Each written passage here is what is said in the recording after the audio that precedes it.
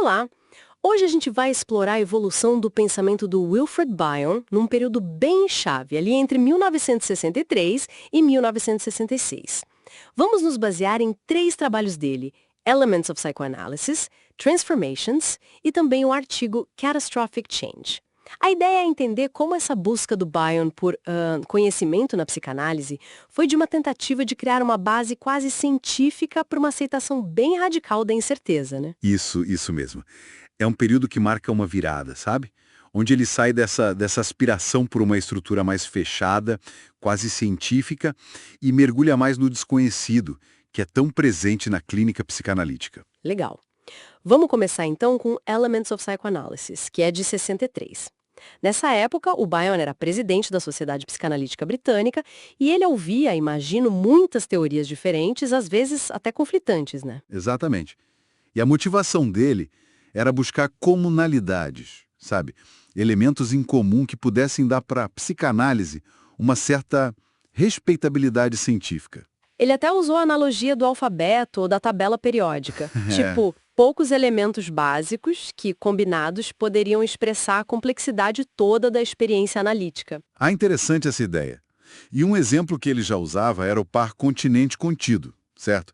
A mente que recebe e processa. Sim, exatamente. E nesse contexto surge a grade, o famoso grid. Mas olha, não era bem uma teoria fechada. Era mais pensada como um instrumento clínico. Quase um exercício para o analista fazer depois da sessão, para organizar as falas do paciente e até estimular a própria intuição. E como funcionava essa grade? Tinham eixos na... Isso. Tinha 2 eixos principais. O vertical, que ele chamava de genético, tentava traçar a origem do pensamento. Ia desde as sensações mais brutas, os tais elementos beta, que ainda não são bem pensamentos, sabe? Até os elementos alfa, que já são simbolizados pensamentos mesmo, passando por preconcepções, concepções. Entendi. Desde o mais cru até o mais elaborado. E o outro eixo? O horizontal categorizava os usos que se dava a esses pensamentos.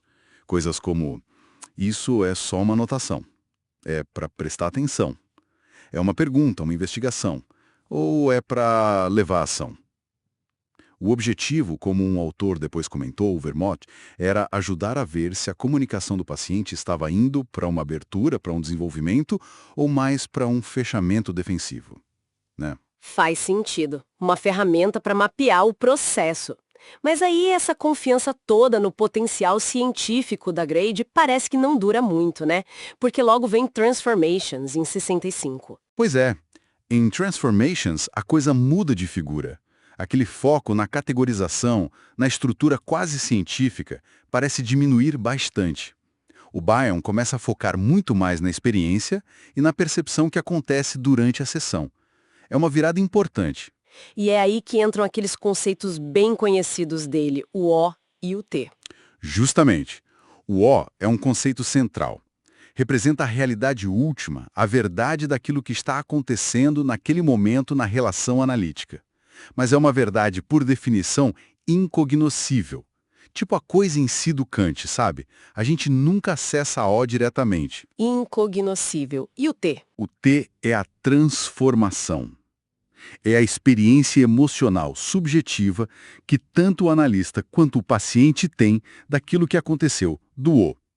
Pensa naquela história do efeito Rashomon, de um filme antigo. Várias pessoas veem o mesmo evento, mas cada uma conta de um jeito. A verdade do evento, o O, a gente não pega. O que a gente tem são as diferentes transformações, os T's. O relato do paciente, da família, a percepção do analista. Nossa, isso muda tudo. Então, o objetivo da análise não é mais descobrir o que realmente aconteceu, o fato objetivo? Exato. O foco muda. Não é descobrir o O, porque isso é impossível. O objetivo passa a ser compreender as ligações, as relações entre a experiência vivida, o O, e a forma como ela é representada e sentida, o T. O próprio Bion dizia, né? Ninguém pode saber o que de fato acontece na sessão, o O. A gente só lida com a experiência emocional que a gente tem daquilo, o T. É bem radical. Uau! Realmente radical. E as implicações disso para a prática do analista devem ser enormes. Imagino que é aí que entra o artigo de 66, Catastrophic Change. Precisamente.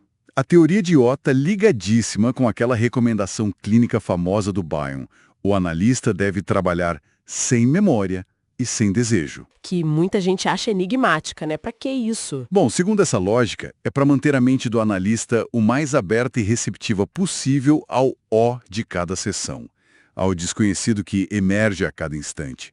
Se o analista fica preso a memórias de sessões passadas ou a desejos e expectativas sobre o tratamento, a mente fica saturada, ele dizia. Fica menos capaz de perceber o novo, o O, que está ali. Faz todo sentido dentro dessa lógica do incognoscível. E nesse artigo ele também fala de uma dinâmica entre o místico ou o gênio e o establishment, o grupo, né? Sim, ele discute essa tensão. E alguns autores, como o texto base que a gente leu sugere, veem isso como uma possível metáfora para a própria relação do Bion, que talvez fosse meio desconfortável com o grupo kleiniano, que era o dominante na época, e com a própria estrutura da sociedade britânica. Ah, pode ser. Ele era presidente, mas talvez se sentisse um pouco fora do lugar com essas ideias novas. É uma possibilidade. Ele mesmo falava do incômodo com as tarefas administrativas. E talvez sentisse que essas ideias sobre trabalhar sem memória, eram muito disruptivas para o pensamento mais estabelecido. Essa tensão pessoal pode até ter impulsionado essa busca dele por uma linguagem que fosse além das brigas teóricas, sabe? Tem até uma frase que foi cortada da publicação final, algo sobre como o establishment pode cobrir o gênio de honras até ele afundar sem deixar vestígios. Talvez um eco do cansaço dele com a vida profissional em Londres naquela época. Interessante essa conexão, pessoal. Então, para resumir, a gente vê um percurso muito claro nesses poucos anos, né? Bion começa com essa pegada mais científica, buscando uma estrutura, elementos, a grade, e termina num lugar bem diferente. Ele evolui para uma postura de observador clínico que abraça radicalmente a incerteza. Quase um místico da observação, como você disse antes. Ele encontra a verdade não mais nos sistemas fechados, mas na coragem de tolerar o não saber, de ficar aberto ao ó. Fica a reflexão, então. O que será que a gente consegue escutar de verdade no outro e na gente mesmo quando se tenta, de fato, suspender a memória e o desejo? Pois é, que espaço se abre para o desconhecido quando a gente se permite não saber? É uma questão fundamental para a clínica, né?